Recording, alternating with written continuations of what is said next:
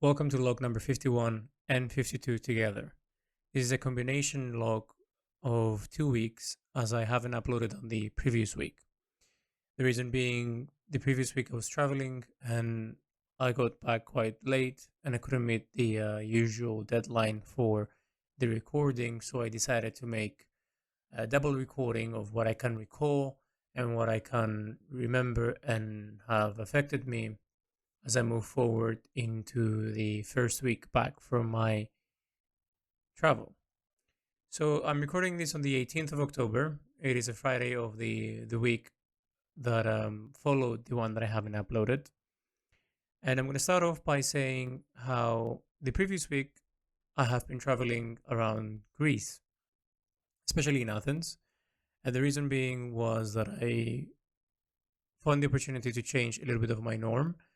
And I realized throughout the duration of the theme that I've been working on that changing routines, changing environments yields a much bigger and much more interesting result afterwards. And I took it upon me, given that I found this opportunity and this reason to go and explore the change of my routine and the change of my connection in being physically in the studio and detaching from drawings and simply recalling my thoughts and my observation of my surroundings. The week sort of progressed quite smoothly. There was some interesting perspectives of how I considered emotions depicting the reality that you live in it. I recall back in 2015, or was it 16? I can't remember specifically. Around that time, I created a painting called Fountain of Love. This painting was about perspectives. So it was a dual canvas, a diptych canvas, meaning two panels together that form the composition. And the left panel was like this bluish toned figure blossoming, sort of super healthy looking, and the surrounding was shattered and broken and really bothered and destroyed. And on the right panel, it was the opposite. The figure was withered, destroyed, and sort of run down, but the environment was beautiful and formed and engaging. Now, I describe this with much candidness, and it was a piece that I sort of rushed towards the end, but that's another conversation. What I wanted to say in relation to the traveling part is that I realized then what I've seen now, meaning that with any perspective that you see something, be it if you're having a happy mood or a positive mood, you begin to see your surroundings as positive. If you're having a negative mood, you begin to see your surroundings as negative. Now, in the connotation with the painting, the reason was to show that even if you're happy, sad things can happen around you, and the environment might not really reflect how you're feeling, and vice versa. But it's up to us to choose the perspective that we choose to see the same scenario, the same composition. So based on your emotions, you begin to unveil and reinforce it of what is happening in your environment. And in the city, I realized that very, very vividly. Moments where I felt elated and excited and full of joy, I would see beautiful things. I would recollect sort of moments where how the light would sort of fall into objects and make them wonderful and make them fully formed and unique. And when moments where I felt exhausted, when I felt sick in general and longing to draw again and all those feelings, I started seeing the ugliness in cities. I started seeing things that you wouldn't normally pick up on, trash, sort of belongings of people just thrown and scattered around the walkway. It was so vivid on how we, as a person and as people, we focus on something that we're feeling and we're trying to reinforce it and reaffirm it by our environment. And that was something that I sort of considered in the Stonemason sort of story and sort of reflected it, because what we're doing here, what you're going to be doing here in the compositions, you're going to be reflecting your mood into the composition. The composition is going to have many things scattered around, many sort of storytellings that you can see. But depending on your mood, how would you engage that? How would you pick up on things? Will the composition influence your mood, or will your mood influence the composition? Which I haven't really considered before. So now I'm here considering all these things and coming back to my studio this week that I've been working on it. I've been trying to find sort of lines and write sort of things that I can do. I think it is a pretty far fetched sort of idea. Like it's out of my hands to create like this very curated sort of experience, given that the question at hand being the audience, the person, the viewer who's going to see this is a big unknown and um, a big sort of un, undecisive sort of term to understand how to fit this puzzle. But the concept of thinking about it, thinking that the layer of storytelling is something that I'm emphasizing here, and I'm sort of going back and seeing what I've done and seeing how I can implement this. In general, the week in Athens has been beautiful. I was able to express my social side, which I have been repressing since November, given that I've been working on a lot on the story. My routine has been mainly just working towards the story and finishing up the deadline and working in really uncovering different layers, moving away from what I'm used to. And I have been doing that, but it took so much time, and it's still taking so much time, that I required a step back and a reevaluation. And this sort of journey, this sort of trip showed me that I have space for things other than on my art to be enjoyed, and that I don't have to go through life always questioning art and then what I'm experiencing, but experiencing something, and when I come back to my art, do I then filter it with my art? Usually it's the other way around. My art becomes the forefront and life is the background.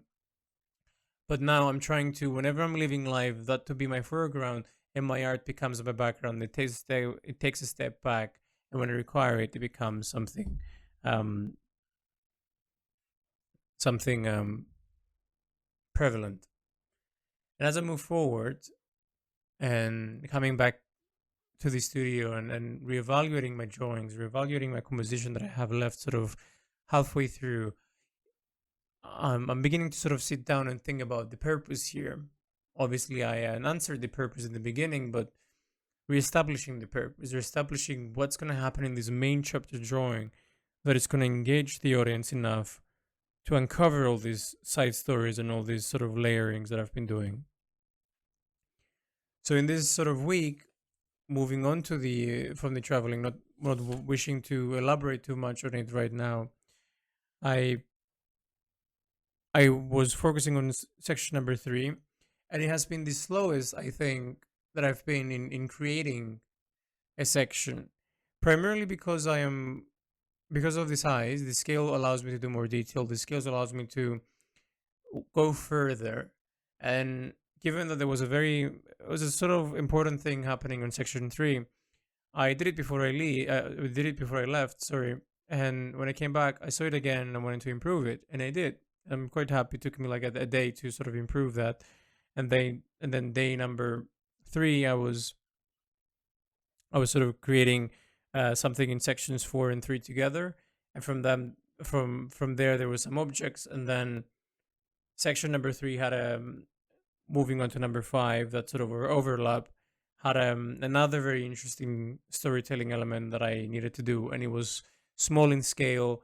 It needed to be deliberate, and it sort of took a lot of time for me to do. But at the same time, I feel that I'm slowing down. I'm sort of taking a step back, and I'm reevaluating things and becoming more collective. Life has made me a little bit more unavailable to do my art right now. And in the beginning, I felt that was very harsh. That was very unfair. But then I realized how much time I've spent doing this and how much life has been sacrificed by doing and working on my art. And I then questioned to myself, is this a balancing act? Is this life telling me to do both and to embrace each other and then come back and form a reunite sort of event where I I create a marriage between life and my art together. And I think this is what I'm trying to do here. This is what I'm trying to sort of create. And when I'm working and when I'm drawing and all that, I'm trying to balance it together. I'm trying to find the solution, especially now. I don't know why, but it is the only thing that makes me feel connected to it. Like closing myself in isolation once again, doing this. I like that, but at the same time, I feel like that's not what I need right now, and I need a smaller portion of that. I need more to be sort of articulate and elaborate how I'm feeling and see how other people view what I say, given that I haven't had that. I used to have it in flow, and I would sort of explain myself and how I think, and I would get sort of instant sort of reviews and feedback on what I was saying, if it was accepted or rejected or questioned or whatnot. And I guess by doing so, by me becoming vocal and with myself and with other people that are around me in outside of the studio and people that I haven't really met, that don't really know me, I begin to understand parts of myself that I didn't see before and parts of my blind spots. And it's something that is beneficial for me because it's hard when you're moving towards something that is very personal, that is very isolated from things. I have kept this sort of like a secret in how how it looks and opening myself to that type of feedback. And it's beautiful to an extent that I can see my voice and how it sounds right now, but at the same time, I don't know how that voice sounds right now. It's weird to say, but I guess what I'm trying to sort of touch upon is that I'm afraid if I am being delusional. I'm afraid if I'm overexerting something and I'm living in my own dream and I find this to be something that it's much more than what it is. And I'm beginning to understand, is that the case? Am I hyping something to myself that it's not really that interesting? It's not really that like wow. But I try not to pay too much attention to that because I feel like if I am passionate about something and if that thing goes out into the world, when it gets out into the world, it's gonna have a reception and a reception that I might not know per se, but I would know for a fact that the few people or that one person who is gonna give the value and the time to experience this, they're gonna get something back, and that is very precious to me.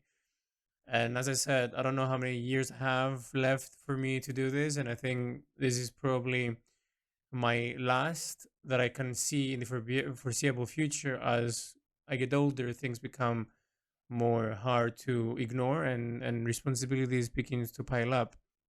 And having moments where I have no income, and I try to sell things to maintain all this momentum is something that I'm sort of like doing consciously, knowing that I'm sacrificing some stability just to be able to move forward with this.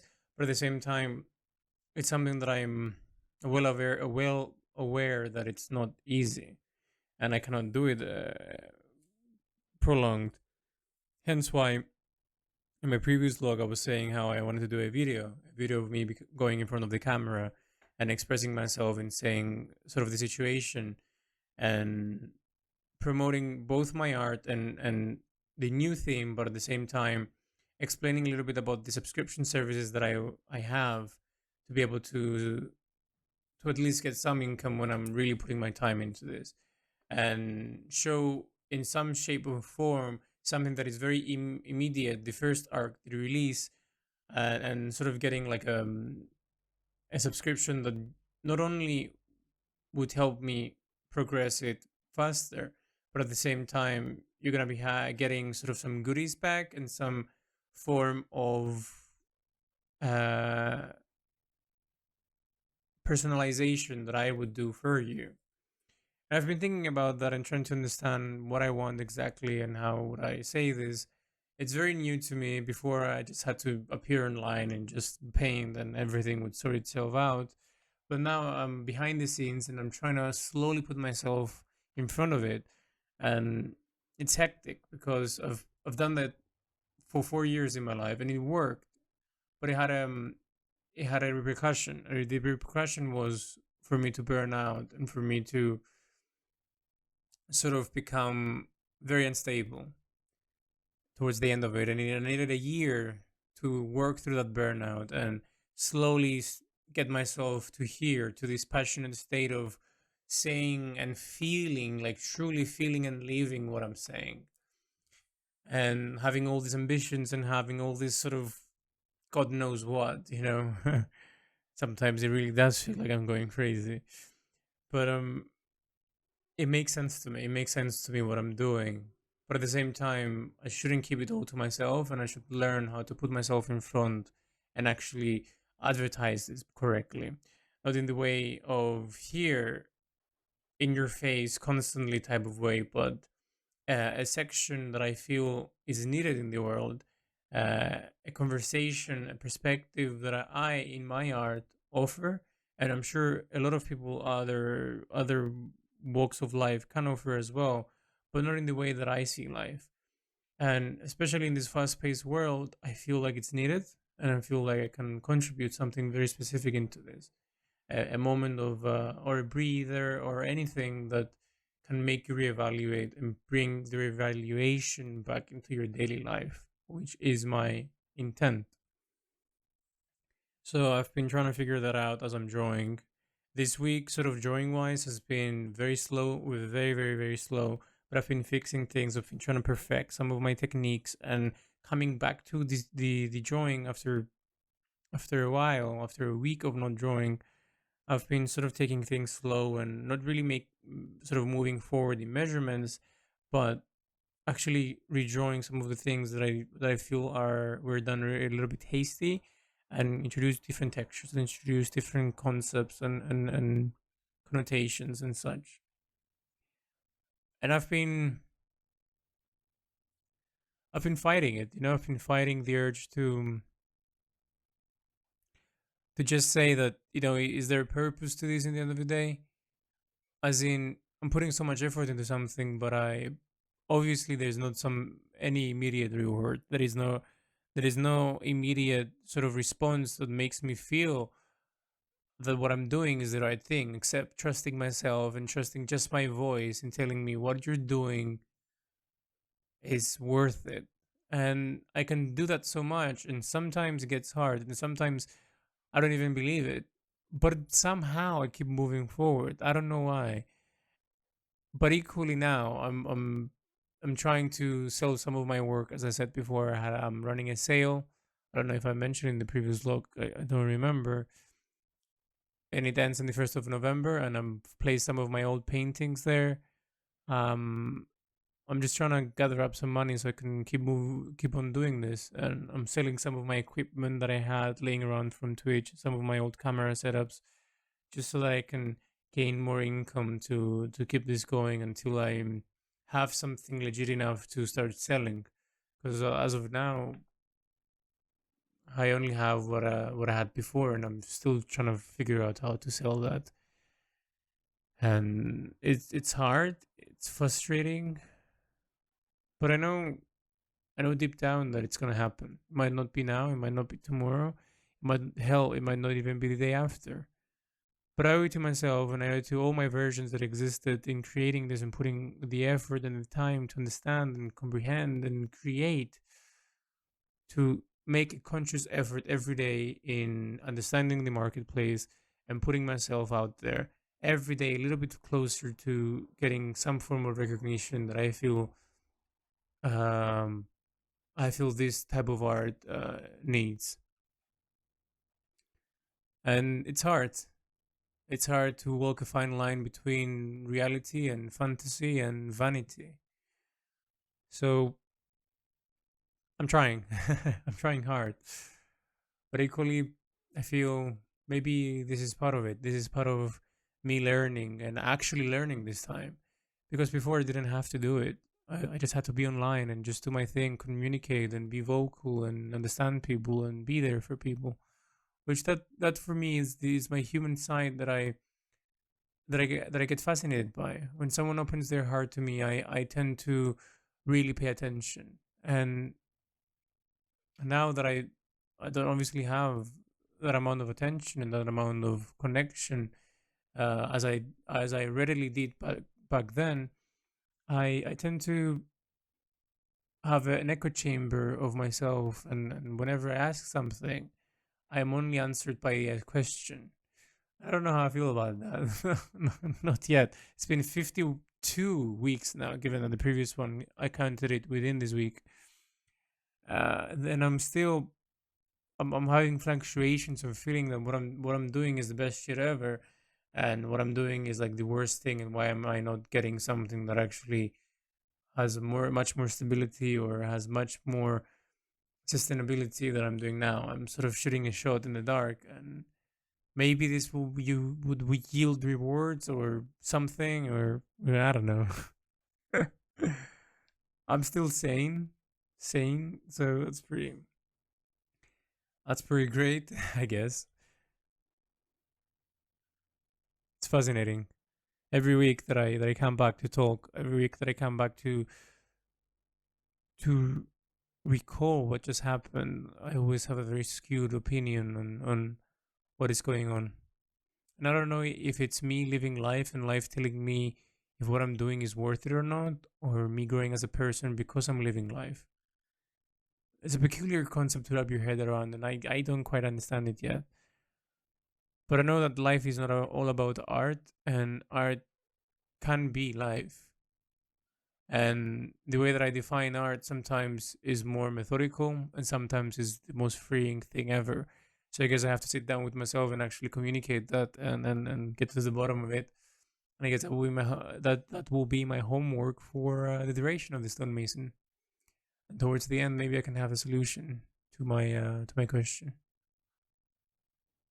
This was the both weeks together, and the week that is coming on right now, I'm gonna be going back to the routine of drawing and finishing off section number 5, which is a very big section. If I finish section number 5 and 6, basically the design is done because the other parts are more decorative, and I could sort of like freehand them. I can be more um, relaxed. So yeah, I'm looking forward to see how this design looks towards when it completes, because it's the biggest design that I've done in the stonemason story, and at the same time is the most detailed and the most thought over. So let's see how that goes and how consistent can it be. Thank you for listening, and I'll see you guys on the next log.